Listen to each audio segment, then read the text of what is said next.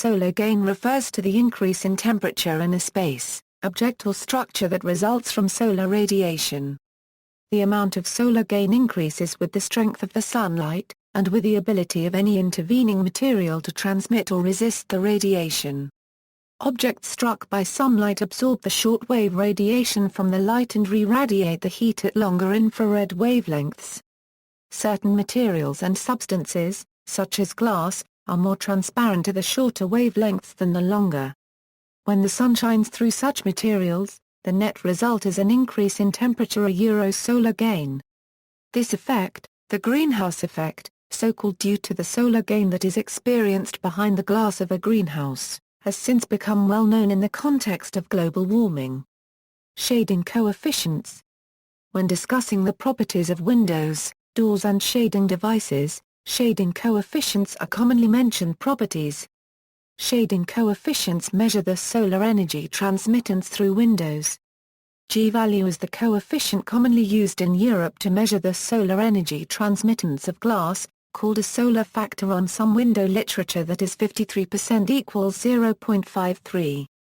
Where 1.0 or 100% represents the maximum amount of solar energy passing through it and 0.0 or 0% represents a window with no solar energy transmittance. For all practical purposes, especially in countries like India or rather within Asian zone where there is ample of sunlight and heat available, it is better to optimize solar factor, that is to orient your glass with high solar factor such that you allow maximum sunlight to enter the interior of the structure.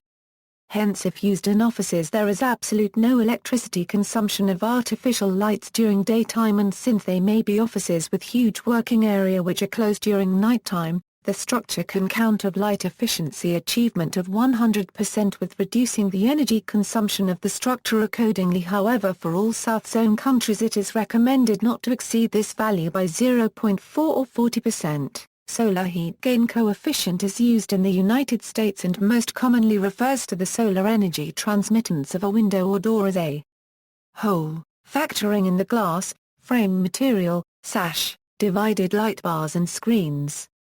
SHGC may also refer to the solar energy transmittance of the glass alone, in which case it is analogous to G-value. Shading coefficient was succeeded by SHGC in the United States, but older windows and doors may still refer to their SC value. The relationship between SHGC and SC may be approximated as SHGC equals SC 0.87. G-values and SHGC values ranges from 0 to 1, a lower value representing less solar gain.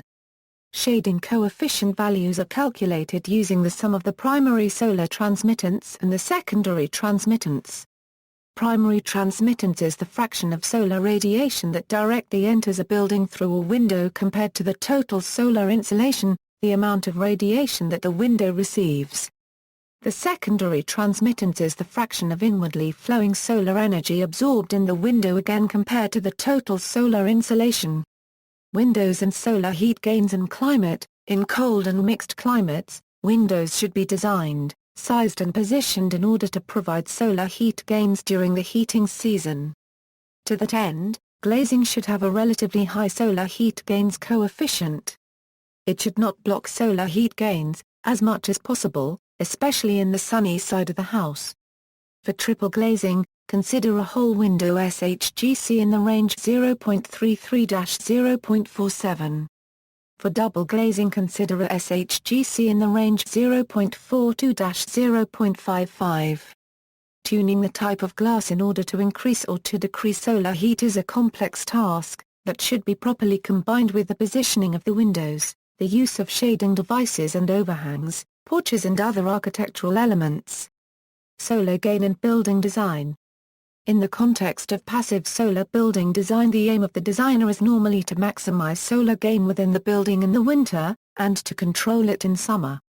Thermal mass may be used to even out the fluctuations during the day, and to some extent between days. Indirect solar gain systems. The composition and coating of the building glazing can also be manipulated to optimize the greenhouse effect, while its size, position and shading can be used to optimize solar gain. Solar gain can also be transferred to the building by indirect or isolated solar gain systems.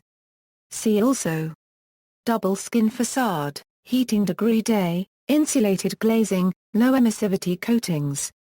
References: http://www.nfrc.org USA, National Fenestration Rating Council, http://www.bfrc.org European, British Fenestration Rating Council.